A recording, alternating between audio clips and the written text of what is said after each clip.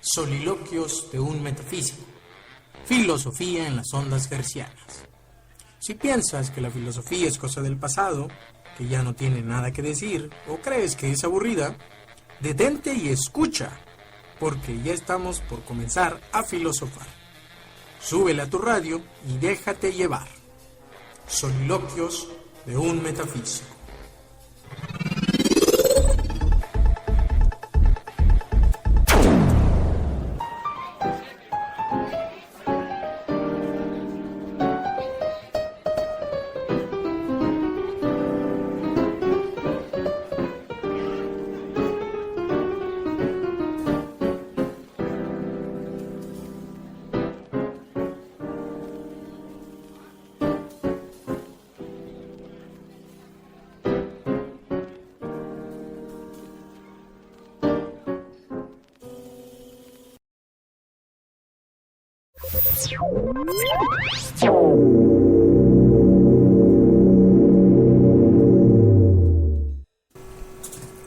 Muy buenas noches, estimados oyentes del programa de radio filosófico Soliloquios de un metafísico.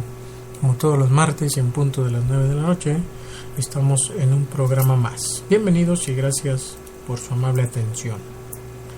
El tema del programa será reflexiones sobre la política desde la filosofía, y con ello quiero tocar un tema muy actual, que es el de la política. En México tenemos estados que están en este proceso democrático de las elecciones para gobernador, para diputados, el Congreso local. Pues bien, ahora reflexionaré sobre el tema de la política y comentaré algunos autores y filósofos que han dado un punto de vista para y con la filosofía hacia la sociedad desde lo que se entiende la política, la ética, la felicidad. Pues bien, ese será el tema del programa.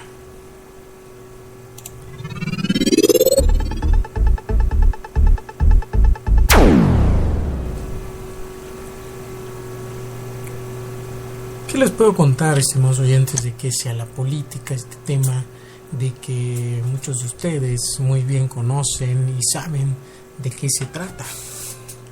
En México hemos tenido estos procesos democráticos, entre comillas, que han puesto en los altos cargos a algunos funcionarios que no son del todo aprobados por la mayoría de la sociedad. Eso,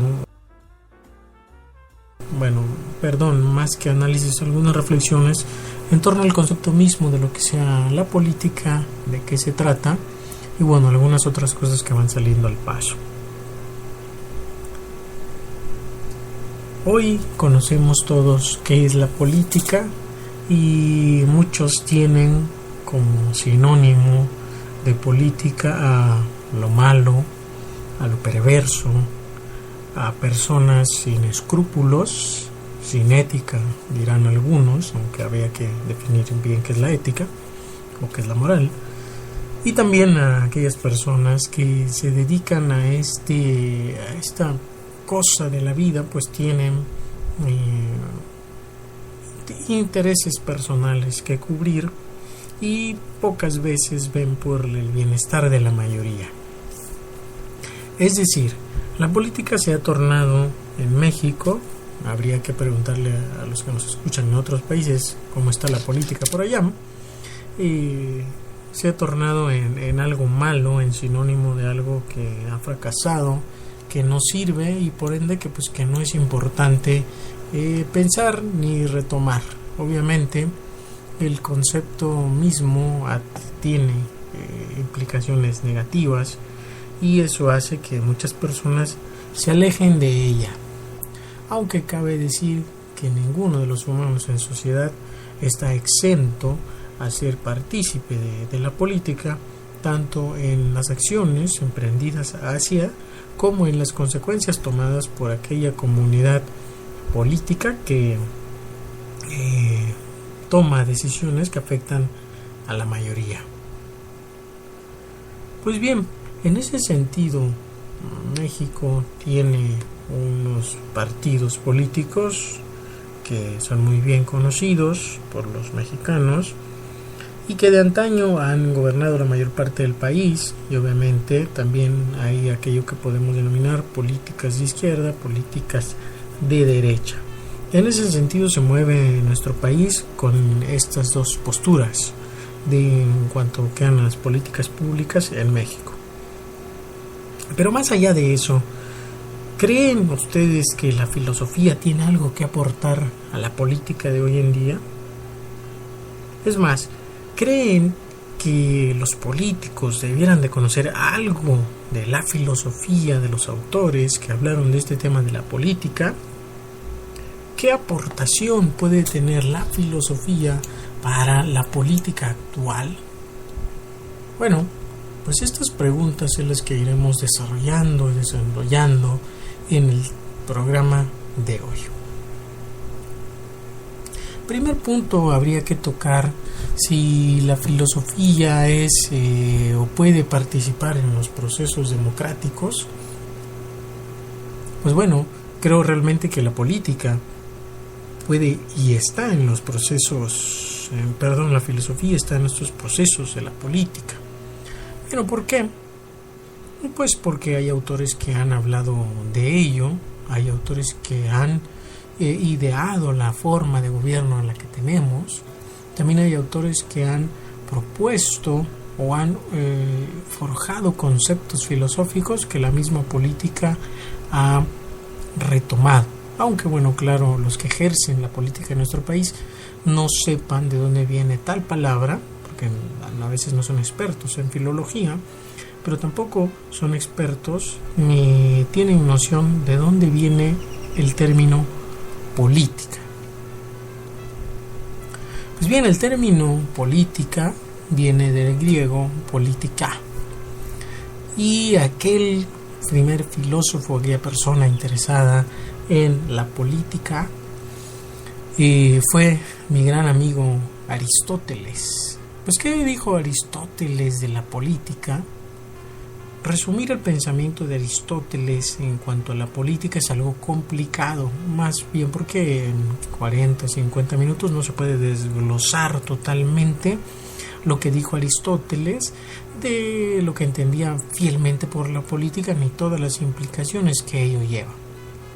Esto porque lo desarrolló, por un lado, en un libro que se llamaba así, La Política, es una obra de filosofía política, y otro también al final de otra obra que se llama La Ética Nicómaco, que muchos conocen como la Ética Nicomaquia. Aquí Aristóteles hace un engarce entre la ética y la política y deduce de aquella, de la ética, necesariamente la política. Y estas dos obras tienen un tratado amplio sobre este tema, que obviamente son asuntos netamente de sujetos, de humanos. Aunque aquí podemos mostrar un panorama general de lo que se entendió por política y las líneas generales que toca Aristóteles en su libro, también para poder darnos una idea de lo que significa política y ética en Aristóteles. Últimamente se ha dado por pensar y se ha entendido que la política no tiene nada que ver con la filosofía, y que tampoco en la filosofía hay mucha injerencia de la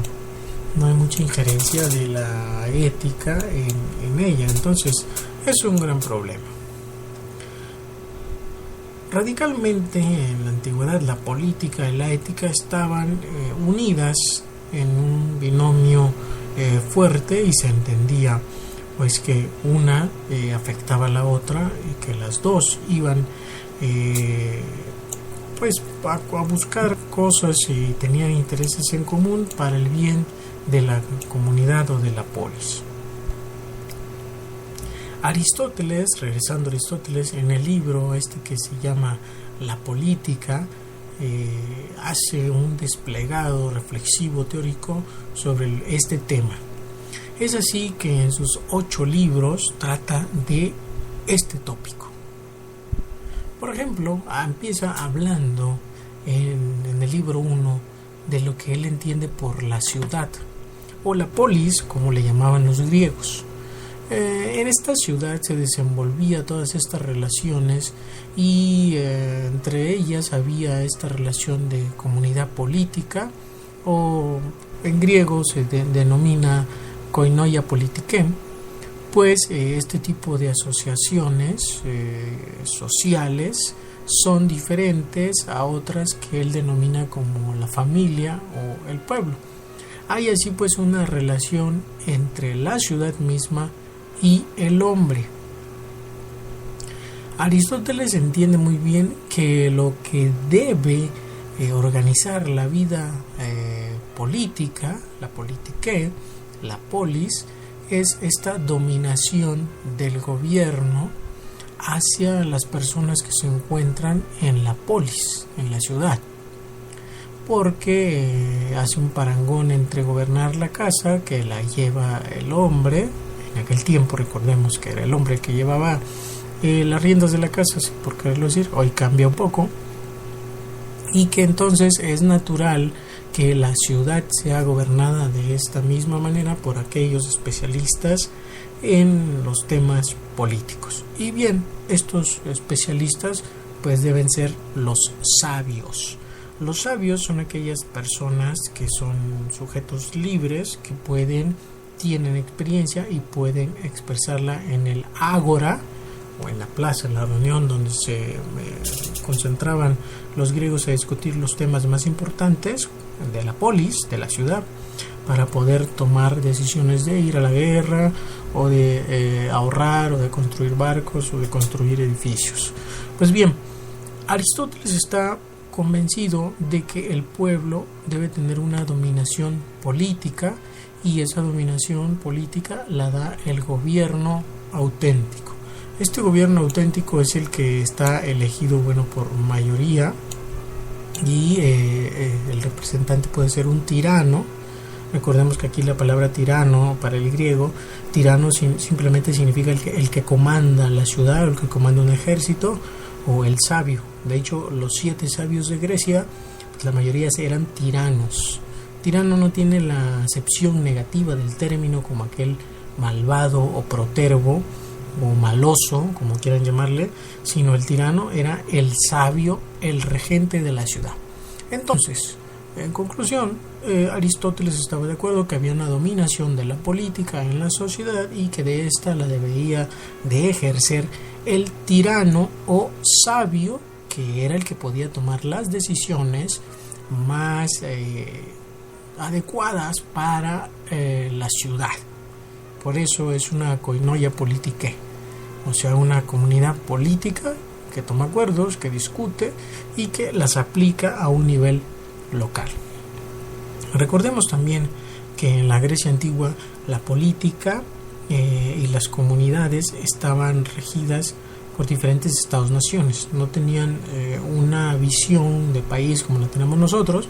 Pues por un lado estaba Grecia, por un lado estaba Atenas, por otro lado Esparta, por otro la Jonia, por otro Usira o Silene. Habían varias ciudades de estado, y aunque se comunicaban y se entendían como los griegos, que después los conocemos así, entendían más a la comunidad, la ciudad de la polis, como su centro de interés y comunidad política. Ahora bien, en ese sentido también Aristóteles analiza qué se puede entender por un régimen. Si ya está diciendo que la comunidad debe ser dominada por un orden político, debe haber un régimen que lleve a cabo las leyes a los espacios públicos de la ciudad.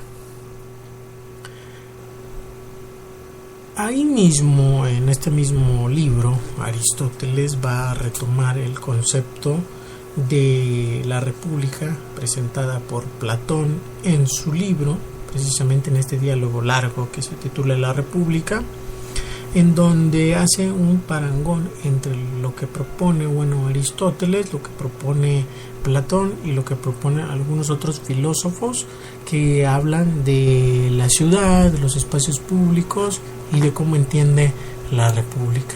Aristóteles siempre va a utilizar esta forma de analogía para poder ir induciendo al tema que a él le compete. Es decir, primero expone lo que ya se dijo sobre el tema, analiza sus argumentos y luego va a presentar su propuesta. En ese contexto también nuestro filósofo habla de qué debe ser un ciudadano. Y bien, habla del ciudadano como aquel hombre libre que puede ejercer su voto, su voz en la polis. Pero ojo, entendamos y no descontextualicemos a Aristóteles. Hay que ver que el ciudadano es aquel hombre libre, rico. El esclavo no lo está contemplando, ni los metecos, porque no son hombres libres. Por lo tanto, aunque están en la polis, no pueden tomar decisiones libres, entre comillas, porque están supeditados a un amo. Recordemos que ahí, en esta época, pues estaba todavía la esclavitud y era algo normal. Aristóteles también ya va analizando los tipos de formas políticas, también algo de las teorías políticas, si lo queremos llamar, aunque lo va a denominar más como las politeias, las constituciones y las distintas clases de los que se encuentran. Por un lado, las democracias y las oligarquías, que serían estos dos tipos de constituciones o politeias, mientras que la democracia se caracteriza por tener una apertura a lo que sea la opinión pública y discutir los asuntos de la polis de una manera ordenada, digamos, y tomando en cuenta las diferentes posiciones y posturas de todos los hombres libres que acuden al ágora. Pues bien, en la oligarquía se da el proceso contrario, porque la oligarquía es básicamente contraria, regula, comanda más a la política y es una forma de gobierno en la que el poder absoluto está en manos de una clase social o de unas pocas personas. En aquel tiempo, digamos, puede ser una aristocracia o puede ser algunos militares, y los gobiernos oligárquicos tienen una historia muy larga, precisamente en Grecia, aunque actualmente podemos encontrar algunos tipos de este tipo de organización política allá en Arabia. Hay algunos estados que todavía o en África tal vez se puedan denominar como monárquicos, y digo como oligarcas. El poder recae en una sola personas o en un grupo social, y ahí el problema de que ellos toman las decisiones y afectan a todo el conglomerado social. Estos temas que estaba tratando Aristóteles no son tan ajenos, si no los descontextualizamos tanto, de la sociedad en que estamos viviendo. Aunque se diga que en México hay cierto tipo de democracia, pues vemos que en la realidad sucede que hay ciertas oligarquías mediáticas, televisivas, periódicos y de empresas que toman e influyen en ciertas decisiones económicas, educativas en nuestro país. Y eso es una pena. Pero no vamos a retomar tanto el tema, ese ejemplo, ¿no? Aristóteles lo que hace en estos 8 libros de la política es ir analizando, por un lado, cómo se constituyen los estados, qué es un ciudadano libre, cómo se le puede considerar a un ciudadano libre, que ya dije que era el que tiene todos sus derechos, y los libres, digamos que son los ricos, los que tienen cierto poder adquisitivo, y hay esclavos y metecos y comerciantes, ¿no? Entonces cada quien se puede meter, digamos, en esa categoría. Aristóteles, además de analizar las teorías políticas, analiza también una teoría que ya Platón había hablado también en la República o en el libro, en el Diálogo de las Leyes, de aquella ciudad perfecta. Y bueno, en ese libro, específicamente en el libro 5, va ejemplificando aquellas ciudades pasadas, de las que tiene cuenta Aristóteles, como ciudades perfectas que se regían por cierta teoría política en donde gobernaba o la democracia o la oligarquía. Los diferentes momentos y las diferentes constituciones que daban también poder al pueblo, al demos, o el poder que le daban a una sola persona, los oligarcas, y la forma en que se van distinguiendo una de otras, también las consecuencias a las que se llegan. Aristóteles no dejó pasar las ventajas y desventajas de analizar las constituciones oligárquicas y las constituciones democráticas, y ello hacer un parangón para ver cuál era el mejor estado y la mejor vida para la población y el territorio. Esto lo vincula magníficamente con la felicidad. En resumen, dice Aristóteles, bueno, que la política debe de proveer cierta comodidad, cierta felicidad a los ciudadanos de la polis, y con ellos estará siendo, digamos, equitativo hasta cierto punto, porque recordemos que hay esclavos. Se está siendo equitativo en las funciones que tiene la ciudad, el Estado-nación, para con sus conciudadanos. Esto significa que hay una conexión intrínseca entre la ética y la política, y obviamente que la filosofía puede estar aportando, puede estar dando ciertas cosas y puntos de vista para que la política retome ideas filosóficas, retome ideas bien fundamentadas sobre cómo ejercer una política en la polis. Aristóteles recuerda mucho en la ética Nicómaco, la ética nicomaquea, que la felicidad es aquello lo que busca, es el fin último el que buscan los humanos y bueno, también las sociedades. Pero aquellas sociedades que no son felices, que no tienen una eudaimonía, la felicidad, no pueden ejercer ni para sí ni para con sus conciudadanos acciones que los lleven a considerarse felices ni tampoco libres. El problema de eso es cuando se desliga la ética de la política, porque hay una ruptura tajante de estas dos visiones de la vida, una la que rige la sociedad y la polis, la política a través de los diferentes regímenes, y la otra la que ayuda a buscar la felicidad al individuo concreto, a la persona que desea la felicidad, aunque puedan decir que la felicidad es algo subjetivo. Bueno, la felicidad es la consecución de ciertos objetivos que nos traen bienestar, tanto físico, material como mental. Y bueno, cada quien se pone en alguna categoría o se estabiliza entre las dos, buscando ahí un equilibrio. Es así que yo creo que es importante que la política retome otra vez cuestiones de la ética, entendida como una teoría general del bienestar común, pero también que la lleve a la práctica, es decir, que haya moralidad en la política, y esto que sea aplicado para el bienestar común. Juan Jacobo Rousseau, en el Contrato Social, en la primera parte, dice que el fin del Estado es precisamente buscar el bienestar para la mayoría de los ciudadanos que se someten al régimen democrático.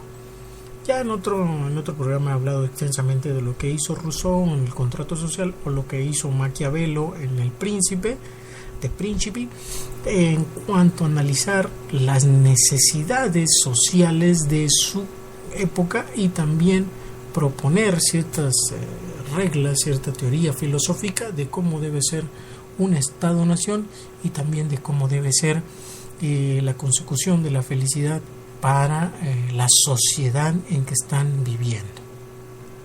Pero ojo, aquí estoy apuntando primeramente, antes de ir a la música, que la filosofía puede aportar a la política. ¿Cómo puede aportar a la política? Bueno, desde dos puntos, si lo vemos desde Aristóteles. Por un lado, desde la política misma, desde la teoría filosófica política, dando fundamento a conceptos, a visiones, a formas de ver el mundo, muy filosóficas, argumentadas, que no solo nos los da Aristóteles en su libro, o que nos los da Platón en la República, o con la que nos los da Rousseau en el Contrato Social, o que la nos pueda dar hasta anarquistas como Kropotkin, Bakunin, pero que son cosas pensadas y fundamentadas filosóficamente. Creo que hay que llegar a este punto. Ahora bien, ¿cómo anclar eso? Bueno, pues metiendo de este lado la ética, pero la ética no entendida como la pura teoría, ni la ética kantiana deóntica del deber ser con el imperativo categórico, ni tampoco la ética eudema con Aristóteles, la de consecución de los fines a través buscando una felicidad. Eso, si no se aplica, pues no puede llevarse a cabo, y entonces eso es un gran problema a resolver. Mucha teoría sin poca práctica no sirve para nada, pero mucha práctica sin teoría, claro que desvirtúa totalmente las acciones que se puedan tomar. Y creo que radicalmente los políticos de hoy necesitan las dos cosas, porque la han desvinculado totalmente y no saben para dónde ir. Pero antes de seguir en el programa, quiero dejarte con una cancioncita sabrosona de Howard Richard. Espero que la disfrutes y continuamos el programa.